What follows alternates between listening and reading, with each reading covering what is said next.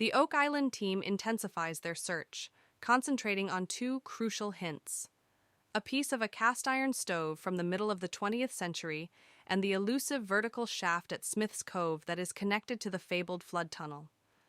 The team gets one step closer to solving the island's mysteries and finding the legendary Money Pit treasure as they discover artifacts like nails and bolts.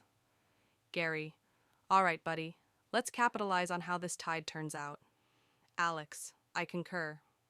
Narrator: Gary Drayton, an expert in metal detection, and Alex Lagina are looking for more hints that might lead to the solution of the Oak Island mystery. The currents would have pushed all of the artifacts this way when people slipped and slid on these rocks, losing them.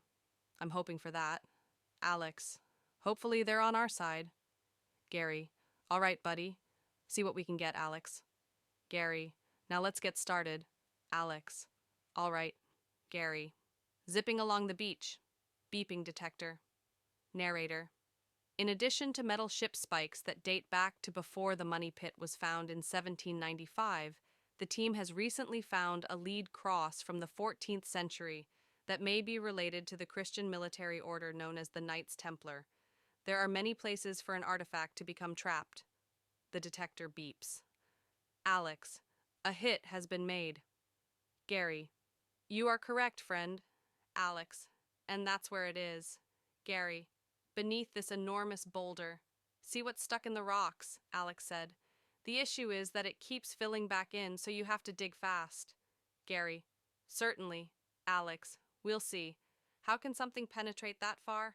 Gary: with rocks like these? It almost seems as though it was buried.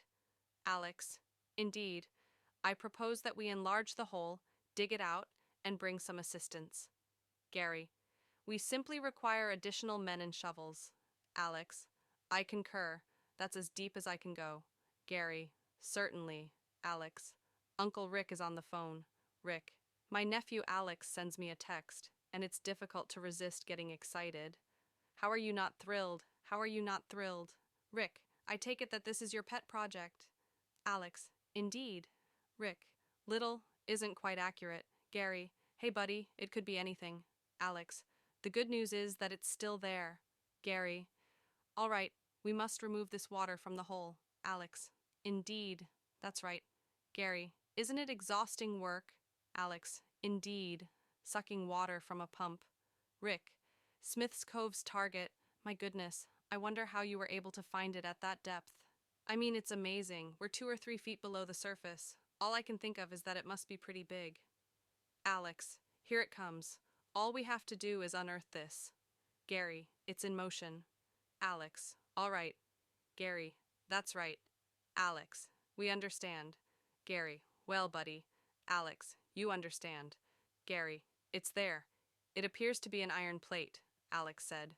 Gary: a larger pouch will be required. Laughing. Narrator: Rick Lagina and the rest of the Oak Island crew are having a great time because they have just discovered a big, heavily encrusted metal object beneath Smith's Cove's shoreline.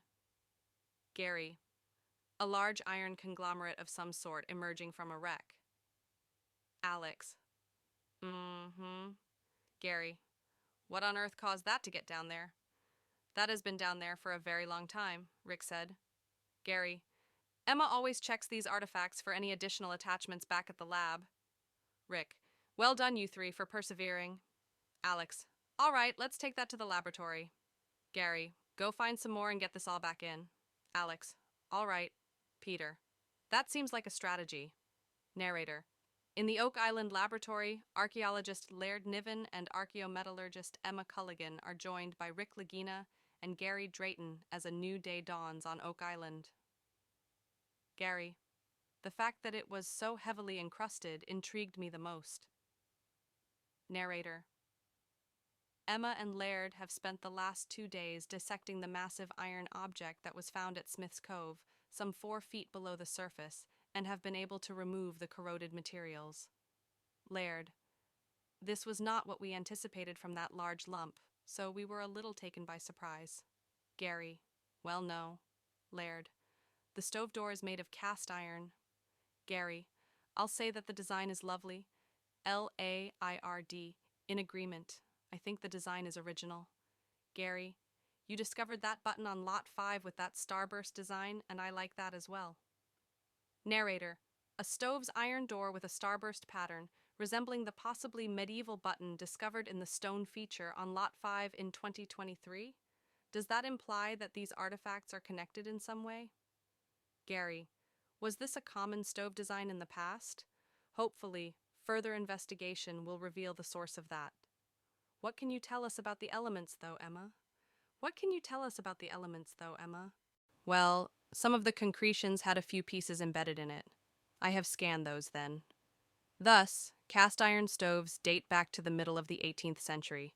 However, it does lean more toward the middle of the 1800s due to its manganese content. Laird: indeed, we must ascertain this stove's design. We must ascertain this stove's design. Hopefully, that will bring us one step closer to finding a solution. Despite its complexity, this story must be told. It doesn't matter if it's the original depositional story or the searcher story, but we must go find more, Gary, yes. Rick: all right, I wish you luck. Rick: I appreciate you both. Emma: okay, thank you. Storyteller: later on? Rick: Craig, hello? Craig: hello. Rick: I hope the vertical shaft can be located. Narrator: Craig.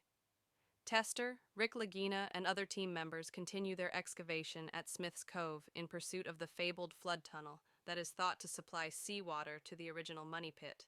Craig: it led down to the flood tunnel, if the restalls were correct. Rick: accurate. Craig: well, that would be a good place to delve in. Rick: I will examine it from above. The vertical shaft is where we are. The restalls inserted wooden forms into the hole there. They lost the hole after their forms blew out after they poured in concrete. Grunts: now that we're at about the recommended depth, we're discovering wood. This might be the shaft we're trying to find. Rick: hey everyone, this place has an old shaft or something. Craig: it ought to be down there. Rick: indeed. Let's investigate the location of the wood. To create a shaft wall, multiple large boards are needed. Gary needs to go down there to detect metal. He might be able to locate fasteners or other evidence of this shaft's construction. Beeping metal detector. Rick: that sounds good. Gary: buddy, I'll pinpoint. Alex: it's here. Alex: bollocks, eh? Gary: doesn't that look like a big bolt? Alex: indeed. Rick: up to date? Alex: most likely, I believe. Beeping metal detector. Gary: Alex, we have another hit here. Alex: we have another hit here. Alex: all right. Gary: right there. Alex: I see now. Contemporary nail art. Gary: contemporary nail art. Alex: I believe that to be the restall shaft because of that. Gary: certainly. Narrator: a contemporary manicure? Could it provide a crucial hint that the team might be near the wooden frame or forms that the Restall family constructed in 1961 when they filled the vertical shaft with concrete? If that's the case, they might also be close to finding the infamous artificial flood tunnel. Gary: I'm coming down. Seriously, this must be everywhere. Alex: indeed. Gary: a contemporary nail, as I had anticipated. Alex: a contemporary manicure? Gary: that's right. One more nail in the modern style. Alex: all right. Put it in the bag, Gary? Alex: indeed. Gary: while excavating in Smith's Cove, we discovered some clues that could lead us to the correct location. Rick: it seems to me that these remnants of the Restall's activities indicate that we are approaching. Beeping. Gary: Alex, it's here. Alex: you just pulled it out there? Oh, is that it? Gary: that's it, I see. Alex: indeed. Gary: some sort of broken spike. Alex: beveled, rounded tip. Rick: up to date?